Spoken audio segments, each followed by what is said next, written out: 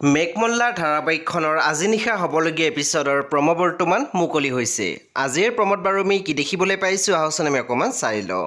আজিৰ প্ৰম'ৰ প্ৰথম ভাগত আমি দেখিবলৈ পাইছোঁ ৰুণে নিবিড়ক কৈ আছিল তই মোক বিয়া কৰাবই লাগিব। তেতিয়া আমি দেখিবলৈ পাইছোঁ নিবিড়ে মাত দিছিল নকৰাও, একদম অসম্ভৱ কথা। তেতিয়া আমি দেখিবলৈ পাইছোঁ ৰুণে মাত দিছিল পৃথিৱীত কোনো কথাই অসম্ভৱ নহয়, ব'ল মন্দিৰলৈ।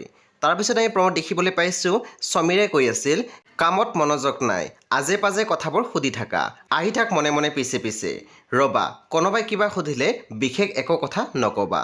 তাৰপিছত আমি প্ৰম'ত দেখিবলৈ পাইছোঁ অভিমন্যুৱে কৈ আছিল তুমি এই কথাটো কাকো নকলাহেঁতেন, তোমাক আজি অৰুন্ধতীয়ে বিয়াৰ বাবে ফ'ৰ্চ নকৰিলেহেঁতেন।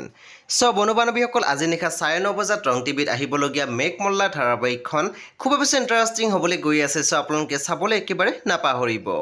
পৰৱৰ্তী আপডেটৰ বাবে আপোনালোকে আমাৰ চেনেলটো ছাবস্ক্ৰাইব কৰি কাষত থকা বেল আইকনো টিপি দিবলৈ একেবাৰে নাপাহৰিব।